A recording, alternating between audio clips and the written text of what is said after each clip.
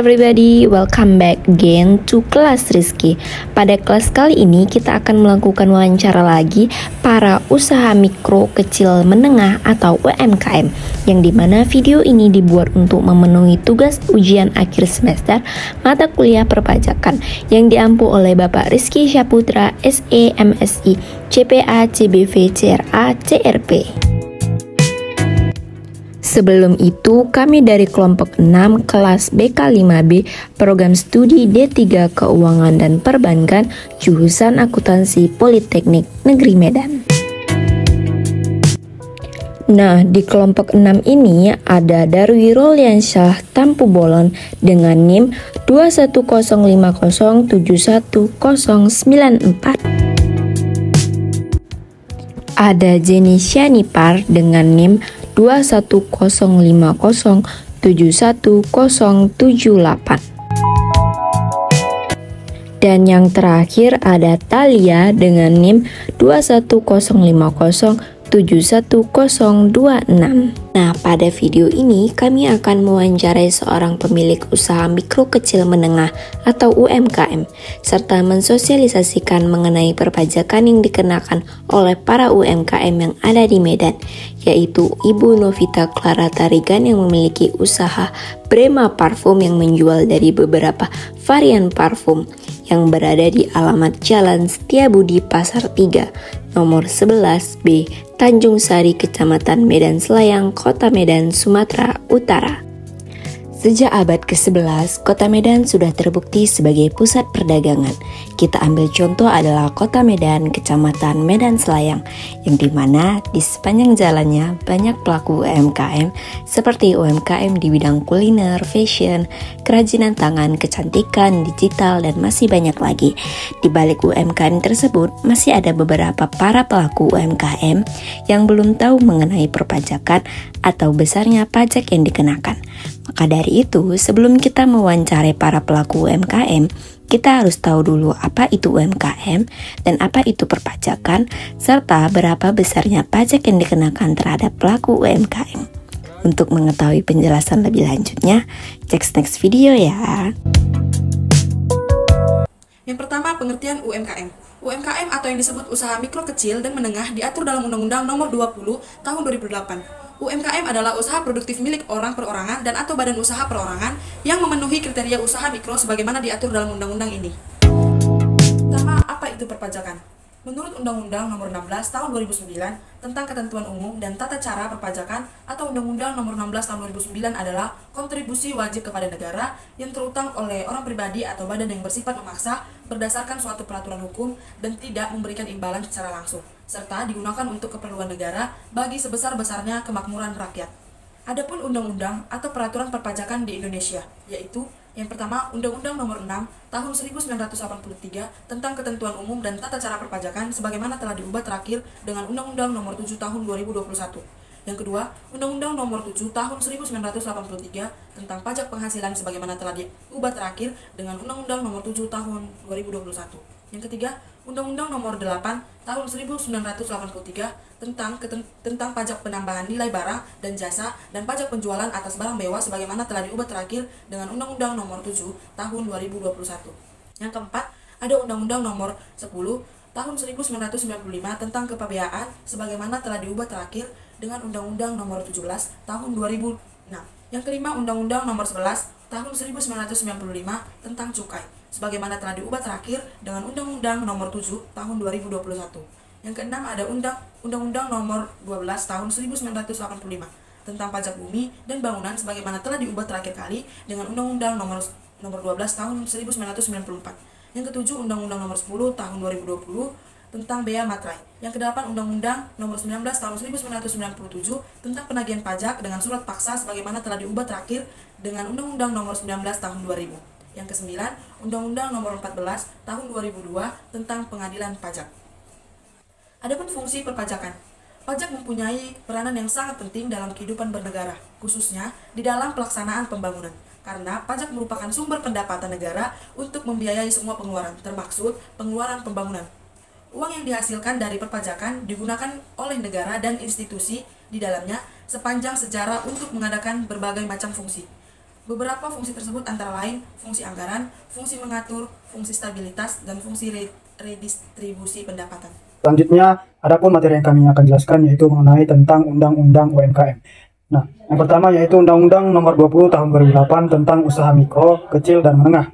Dan yang kedua yaitu Peraturan Presiden Nomor 98 Tahun 2014 tentang Perizinan Usaha Mikro, Kecil, dan Menengah. Dan yang poin yang ketiga yaitu Peraturan Menteri Perekonomian Nomor 11 Tahun 2017 tentang pedoman pelaksanaan kredit usaha rakyat untuk pendanaan modal usaha UMKM. Dan yang poin yang keempat yaitu Peraturan Pemerintah Nomor 23 Tahun 2018 tentang pajak penghasilan UMKM. Dan poin yang terakhir yaitu poin yang kelima yaitu mengenai tentang Peraturan Pemerintah Nomor 7 Tahun 2021 tentang kemudahan, perlindungan, dan juga pemberdayaan koperasi dan usaha mikro, kecil, dan menengah atau yang kita sebut dengan UMKM. Materi selanjutnya akan kami jelaskan mengenai tentang kategori UMKM. Kategori UMKM didasarkan dari beberapa besar jumlah omset yang didapatkan setiap tahunnya dan tertera dalam Undang-Undang Nomor 20 Tahun 2008 tentang UMKM. Poin yang pertama yaitu usaha mikro adalah usaha produktif milik orang atau perorangan dan juga atau badan usaha perorangan yang memenuhi kriteria usaha mikro. Usaha yang termasuk kriteria usaha mikro adalah usaha yang memiliki kekayaan bersih mencapai 50 juta rupiah dan tidak termasuk bangunan serta tanah tempat usaha. Hasil penjualan usaha mikro setiap tahunnya paling banyak sebesar 300 juta rupiah. Dan contoh UMKM mikro adalah pedagang kecil di pasar, usaha pangkas, pedagang asongan, dan sebagainya. Dan yang kedua yaitu usaha kecil adalah usaha ekonomi produktif yang berdiri sendiri, yang dilakukan oleh orang perorangan atau badan usaha yang bukan merupakan anak perusahaan atau bukan cabang yang dimiliki atau dikuasai, menjadi bagian baik langsung maupun tidak langsung dari usaha menengah atau usaha besar yang memenuhi kriteria usaha kecil. Usaha yang masuk kriteria usaha kecil adalah usaha yang memiliki kekayaan bersih sebesar 50 juta rupiah, dan maksimal yang dibutuhkannya mencapai sebesar 500 juta rupiah. Hasil penjualan bisnis setiap tahunnya antara lain sebesar 300 juta rupiah sampai yang paling banyak sebesar 2 miliar 500 juta rupiah. Dan contoh UMM kecil adalah usaha binatu, restoran kecil, bengkel motor, catering, usaha fotokopi, dan lain sebagainya. Poin yang ketiga yaitu usaha menengah atau usaha ekonomi produktif yang berdiri sendiri yang dilakukan oleh perorangan atau badan usaha yang bukan merupakan anak perusahaan atau cabang perusahaan yang dimiliki, dikuasai, atau menjadi bagian baik langsung maupun tidak langsung dengan usaha kecil atau usaha besar yang memenuhi kriteria usaha menengah. Usaha menengah sering dikategorikan sebagai bisnis besar dengan kriteria kekayaan bersih yang dimiliki pemilik usaha mencapai lebih dari 500 juta rupiah hingga sebesar 10 miliar rupiah. Dan tidak termasuk dengan bangunan serta tempat tanah usaha. Hasil penjualan tahunannya mencapai sebesar 2 miliar 500 juta rupiah sampai 50 miliar rupiah.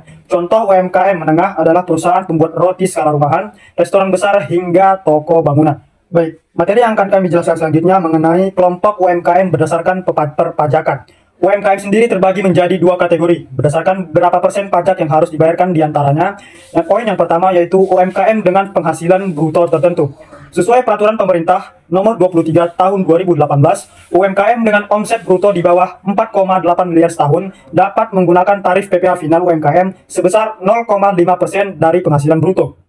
Baiklah, selanjutnya UMKM dengan status PKP. UMKM dengan status pengusaha kena pajak atau yang sering kita sebut dengan PKP, ini artinya sudah memiliki omset bruto lebih dari 4,8 miliar setahun dan hanya boleh menggunakan tarif PPh normal. Tarif PPh normal adalah sesuai Undang-Undang Nomor 36 Tahun 2008 tentang pajak penghasilan, yakni sebesar 25%. Melalui peraturan pemerintah pengganti undang-undang atau Perpu Nomor 1 Tahun 2020, tarif PPh badan turun menjadi 22% di tahun 2020 dan tahun 2021. Lalu turun menjadi 20% di tahun 2022 dan ditambahkan sebesar 3% menjadi 17% khusus untuk perseroan terbuka atau yang sering kita sebut dengan TBK. Namun, pada tahun 2022, pemerintah kembali menerbitkan peraturan perpajakan dalam Undang-Undang Nomor 7 Tahun 2021 sehingga rencana tarif pajak badan yang semula akan diturunkan lagi menjadi 20% pada tahun 2022 dibatalkan. Selanjutnya ada kewajiban pajak UMKM. Seperti diketahui bahwa status usaha yang dijalankan memiliki kewajiban pajak yang berbeda. Untuk kategori jenis usaha mikro, tidak memiliki kewajiban perpajakan atau tidak dikenakan pajak karena usaha mikro bukan merupakan objek atau subjek pajak. Tetapi yang menjadi target pajak adalah jenis usaha kecil dan menengah atau UKM. Dengan ketentuan jumlah omset yang sudah diharuskan membayar pajak. Sebagai pengusaha UKM, inilah kewajiban perpajakannya yang harus dibayarkan perusahaan yang terdiri dari dua jenis pajak, yaitu yang pertama pajak bulanan. Pajak yang dibayarkan atau dilaporkan setiap bulannya biasanya disebut pajak massa. terdiri dari pajak penghasilan atau PPh pasal 21, PPh pasal 23, PPh pasal 26, dan PPh pasal 4 ayat 2, PPh final UMKM, PP 23 strip 2018 atau pajak final UMKM, dan PPN. Yang kedua ada pajak tahunan. Untuk kewajiban pajak yang dibayarkan atau dilaporkan secara tahunan atau disebut tahunan pajak adalah PPh badan.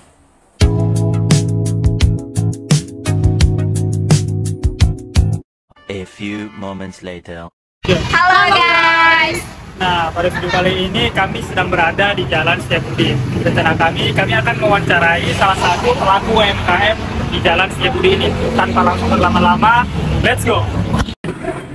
Selamat sore Bu, perkenalkan kami dari Politeknik Negeri Medan jurusan Akuntansi Prodi D3 Keuangan dan Perbankan, dan saya Tamia. Saya Jenny Sanipar. Dan saya sendiri Darul Syarta Pubolon. Dengan Ibu Novita Clara Tarigan. dengan umur 37 tahun. Di sini kami ingin bertanya kesediaan Ibu dalam wawancara, sekaligus kami di sini mensosialisasikan mengenai PPh 23 dan pajak UMKM. Apakah Ibu bersedia? Bersedia. Mungkin bisa langsung saja dilanjutkan oleh rekan saya. Oke, baik Bu. Yang pertama itu kami ingin bertanya, kalau boleh tahu Bu, sejak kapan usaha Ibu ini berdiri gitu? Sejak tahun 2011 bulan 4. Halo Bu, kenapa penjual atas Ibu memutuskan membuka usaha di bidang yang Ibu jalankan ini, di bidang parfum ini? Karena kami suka wangi-wangian. Ya, jadi ya menyalurkan hobi sekalian cari duit di situ. Nah, kalau boleh tahu Bu, apakah usaha UMKM ini berdiri sendiri atau bekerja sama dengan orang lain? Berdiri sendiri. Jadi Bu, tempat usaha UMKM yang Ibu dirikan ini ada buka cabang di tempat lain atau hanya di sini? Ada, hanya di sini aja. Berarti cuma satu ya? Ya, hanya di sini aja. Kenapa nggak buka Bu di tempat lain gitu, buka cabang? Kan udah lama nih Bu. Kan udah lama, 2011. Susah nyari orang yang dipercaya. Iya. Susah nyari orang untuk bekerja dengan Ibu ya? Iya. Nah, selama berjualan ini Bu, apakah usaha Ibu ini pernah pindah-pindah gitu? Enggak, di sini aja terus mulai tahun 2011 di sini. 12 tahun lebih lah di sini. Jika boleh tahu Bu, kira-kira berapa Bu modal awal yang dibutuhkan untuk membuka usaha parfum yang Ibu jalankan? Sekitar 45 juta, tapi kayak aku bilang tadi kan, ini dulu nggak segini banyaknya. Modal sekitar 100 mili lah dulu.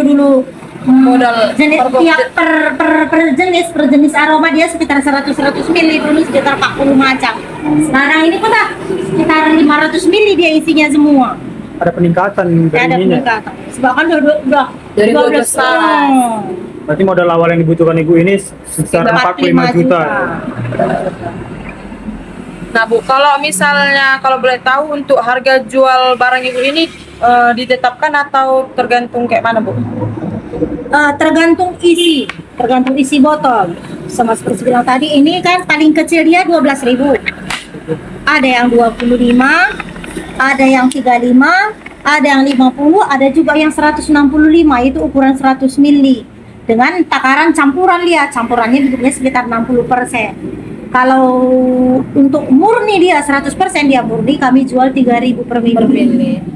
Berarti harga terendah dari sini Bu 12.000 hingga 165.000 ya Bu? Iya, terendah 12.000, paling mahal 165. Nah Bu, kalau untuk harga per itemnya ini Bu, per botolnya ini, itu udah ditetapkan atau bisa berubah-berubah tergantung situasi atau kondisi gitu Bu? Ditetapkan, tapi bisa juga berubah-ubah, seandainya kan seperti ini.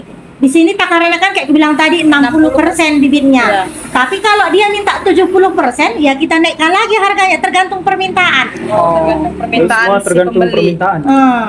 Bisa juga tergantung botol yang dibawa pembeli juga. Iya, standarnya lah. Pokoknya ini standarnya 60%. Supaya kayak ini tadi kan bilang kan, ini kan 100 mili.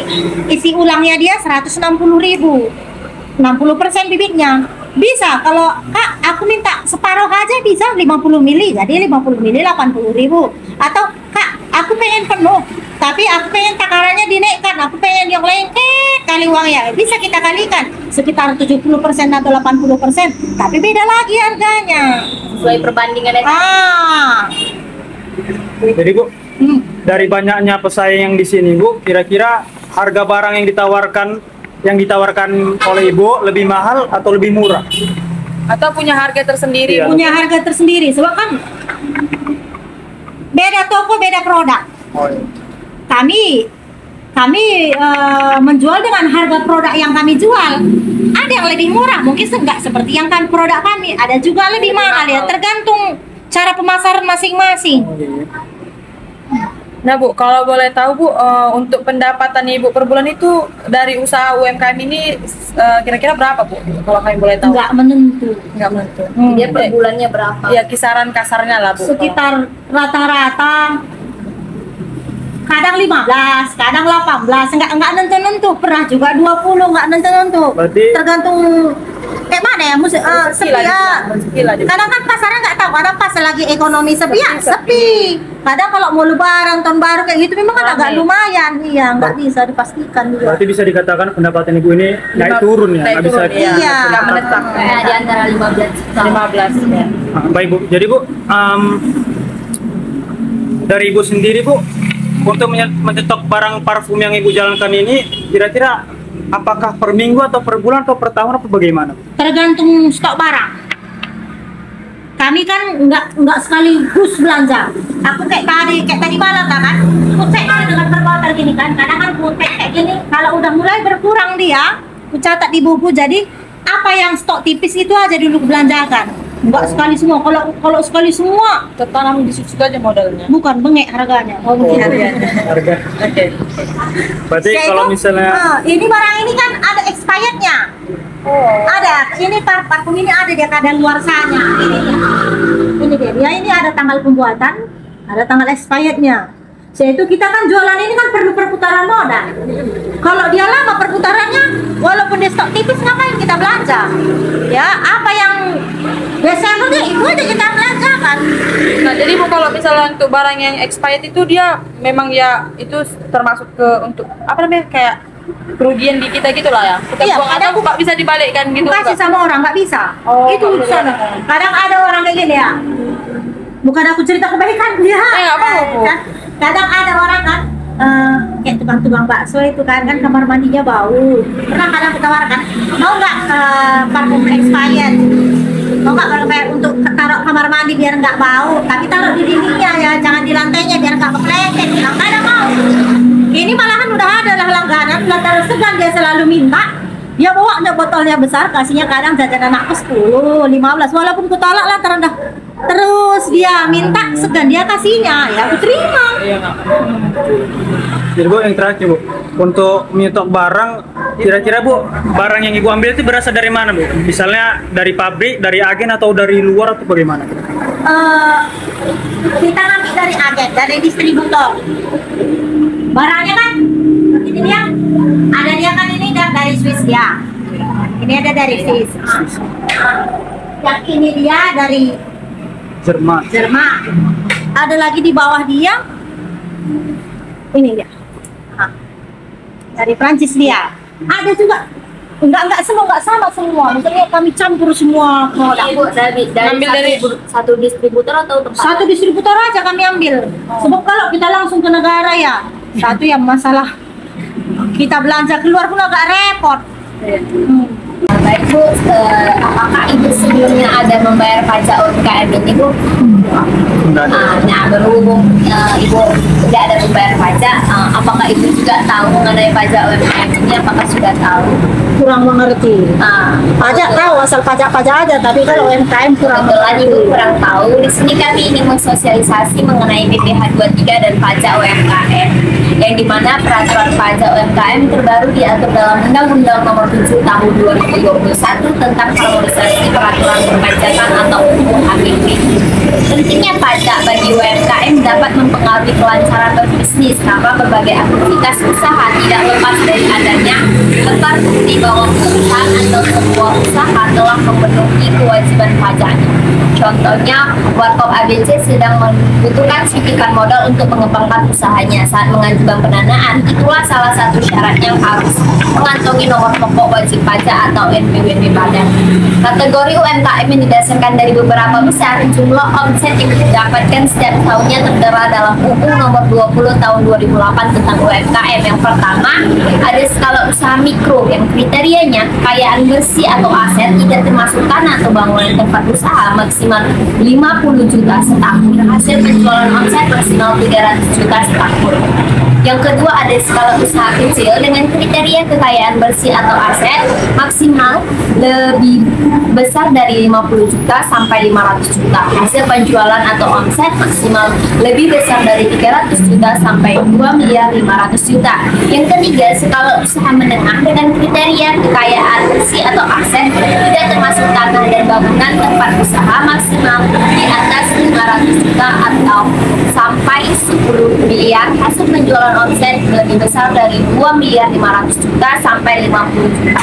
Adapun kelompok UMKM berdasarkan pembajakan atau berapa persen pajak yang harus dibayarkan. Yang pertama, ada UMKM dengan penghasilan bruto tertentu sesuai dengan peraturan pemerintah nomor 23 tahun 2018. UMKM dengan omset bruto di bawah 4,8 setahun dapat 4,8 M setahun dapat menggunakan tarif PPh final UMKM sebesar 0,5% dari peredaran penghasilan bruto. Sebagai regulasi turunan dari UU APP nomor 7 tahun 2021, adapun pelaku usaha UMKM dengan omset maksimal 500 juta setahun tidak dikenakan pajak PPh final 0,5% dari peredaran bruto. Jadi ibu misalnya penghasilan ibu ini kan cukup dibilangkan di bawah omsetnya 500 juta per tahun, jadi ini tidak dikenakan pajak UMKM.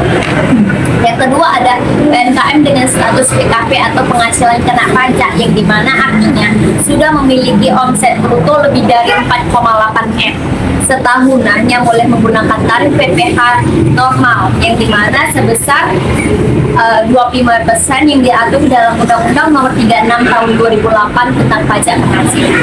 Sebagai pengusaha UMKM, ada kewajiban perpajakan yang dibayarkan perusahaan yang terdiri dari dua jenis pajak. Yang pertama yang dibayarkan atau dilaporkan setiap bulan seperti PPh 21, 23, 26, PPh pasal 4 ayat 2, PPh final UMKM PP 23 tahun 2018 dan PPN. Kita ambil contohnya jika PPh 23. Jika usaha kita terdapat transaksi penjualan jasa, maka dikenakan PPh 23 yang dimana sebagai pajak yang dibayarkan atau dilaporkan setiap bulannya. Untuk PPh 23 ini lebih ditujukan kepada kategori usaha menengah. Untuk pajak yang dibayarkan serta dilaporkan setiap tahun atau pajak tahunnya seperti PPh badan. Nah, itu tadi mengenai sosialisasi PPh 23 atau pajak UMKM. Mungkin selebihnya akan dilanjutkan oleh rekan saya mengenai pertanyaan selanjutnya. Kami mau bertanya juga, Bu. Apakah di usaha ibu ini kalau orang datang beli itu bisa tawar-menawar nggak, Bu? Ada. Kalau masih logika aku kasih. Kadang kan kayak gini kan. Beli dia. Aku kadang sini untuk jual, Bu, katanya. Kadang aku mau jadi reseller katanya. Ya aku kasih harga jualnya, ya aku kurangi harganya. Kadang kan bukan untuk reseller, kadang kan entah dia ada istrinya, suaminya, untuk anak-anaknya. Kurangilah. Udah ngambil banyak aku katanya. Kalau masih bisa aku kurangi, aku kurangi. Kadang nggak minta kurangi pun aku kurangi asal masih masuk akal. Masih logika. Iya. Jadi sampai saat ini reseller ibu ada berapa? Nggak menentu atau udah ada yang menetap, Bu? Nggak ada tetap. Ada berapa orang itu? Ada sekitar 6 orang lebih itu. Tapi yang bilang tadi, dia nggak nyetok barang. Pada kadang cuma Kak buatkan ini, entar lagi ikut jemput, tergantung pesanan. Kami nggak saling kontak-kontakan berarti. Ya ada. Jadi orang itu tinggal biar nggak ketahuan ngambil barang di sini. Kadang dia ngambil barang di sini buatnya label sendiri. Dikiranya punya dia sendiri. Kan banyak sekarang kalian nampak kan parfum merek ini. Merek pribadi gitu. Iya, tapi ngambil di sini. Iya. Dia yang atur takarannya. Umpamanya kan Kayak ini aku bilang tadi kan. Bermain sendiri lah. Iya, ini kan aku bilang aku jual 50, untuk reseller 45. Takaran 60 40 itu udah biasanya tahan seharian dia. Kok aku mahal kali kalau aku jual nanti 60, untuk 10 sayang kali kurasa. Buat yang harga 30.000 aja aku ngambil kualitasnya biar bisa aku jual 50, untung aku ambil 20 aku. Buat takaran 30, nggak perlu takarannya ketahanannya kuat, yang penting wangi, kita bisa kuat terus semua. Dia buat label sendiri. Tergantung betul gitu. Jadi dia kan nggak bermodal, hanya ada orang pesan, Bu isi buat dia labelnya jual. Bu, berhubung Ibu pemilik dari usaha UMKM ini Bu, kira-kira Bu, apa sih Bu suka duka ketika Ibu menjalankan usaha ini Bu? Kendalanya selama gitu. 2011 nih. Dulunya pertama-tamanya ada kendala, sekarang ya lama-lama karena dinikmati ya. Iya, dulu masih banyak kayak apa namanya itu ya, kayak SPS itu minta duit, keamanan entah apa aja. Dulu pertama-tama belum pandai aku ngomong, sekarang ya harus berani. Memang kita kalau di pasar ini harus berani, kalau kita lemah ya terus dimintai. Itu kalau enggak masalah tawar menawar kayak itu kadang ya. Nah itu juga jualan ya, kadang ya pembeli ini kadang merasa paling hebat, kadang mau aku tinggalkan. Nah, kalau misalnya Bu adalah ini, bagaimana lah cara Ibu membuat supaya pelanggan Ibu itu, maksudnya kayak orang-orang itu mau ngisi parfum di sini, maksudnya kayak ada misalnya Ibu bikin diskon, nah buat Ibu all shop dari WA atau promosi dari Instagram. Ada yang Ibu jalankan gitu dari 2011 sampai sekarang itu apa yang Ibu lakukan? Kayak misalnya Ibu bikin diskon, misalnya isi 2 bonus 1 mungkin gitu, atau isi 10 kali bonus 1. Kebanyakan dari mulut ke mulut. Berarti Ibu ini bermodalkan kepercayaan dari orang lain gitu. Nggak ada promosi apa. Belum ada promosi atau kasih diskon. Dari mulut ke mulut aja pokoknya. Ada kawan kemarin di sini katanya enak Kak, buat Kak. Saya itu satu kadang kan ya. Kita nganggap pembeli itu seperti kawan kita kadang ya, kayak mahasiswa kadang kayak gitu kan, curhat dia cerita ya kita dengarkan. Kami beli parfum. Kadang udah beli parfum kan, kayak gini ini aku beli ya, aku cerita ya, didengarkan. Kira-kira Bu, kan kita di tahun 2019 hingga tahun 2021 kan di Indonesia kan terkena virus COVID ya Bu.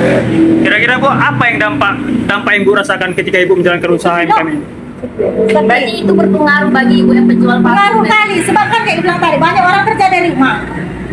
Aku pun dulu waktu COVID kemarin lantaran takut, nggak semua aku buka. Aku dulu kalau waktu COVID dulu nggak melayani pilih aroma.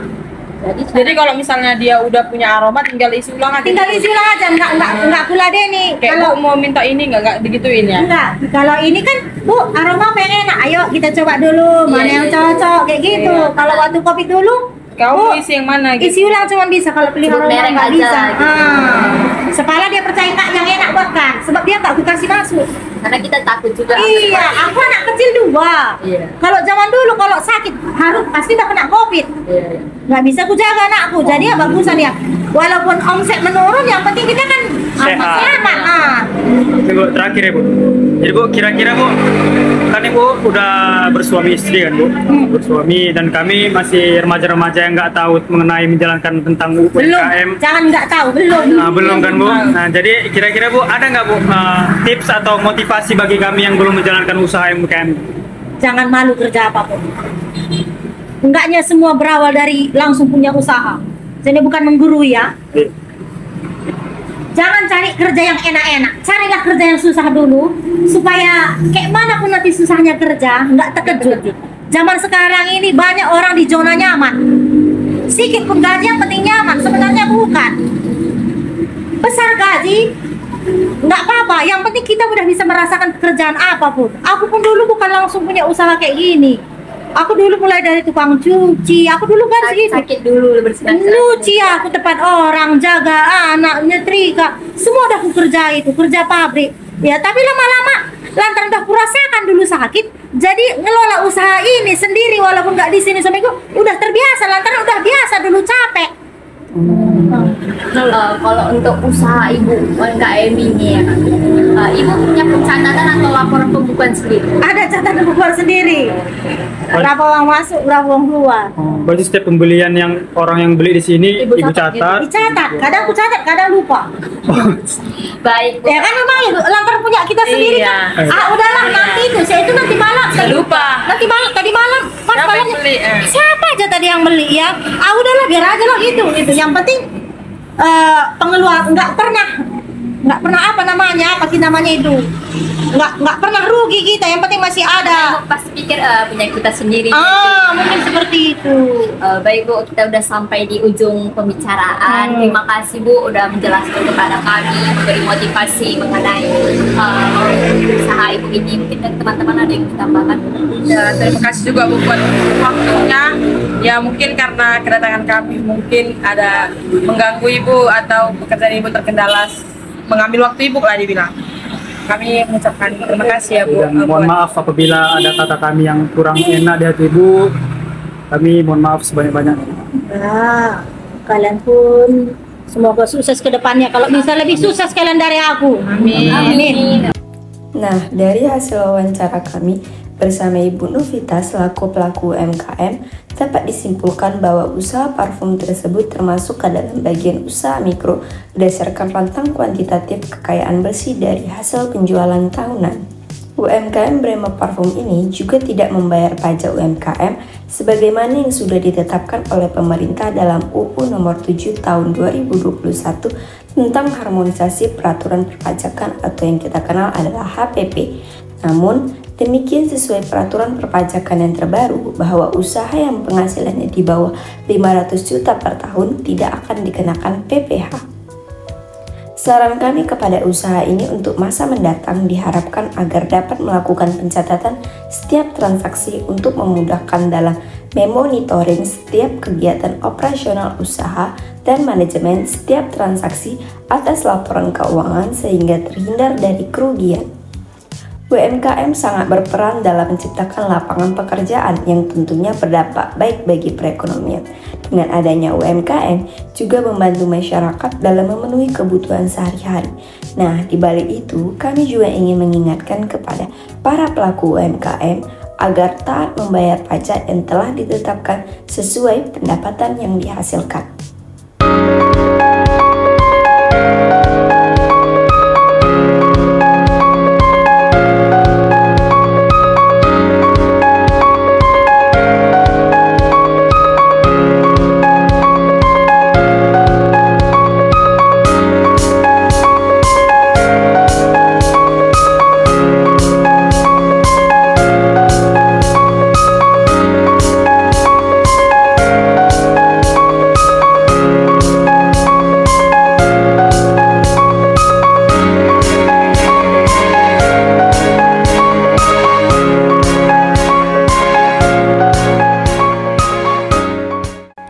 Nah, itu tadi pembahasan kami dari kelompok 6 mengenai seputar UMKM dan perpajakan serta wawancara para pelaku usaha mikro kecil menengah atau UMKM.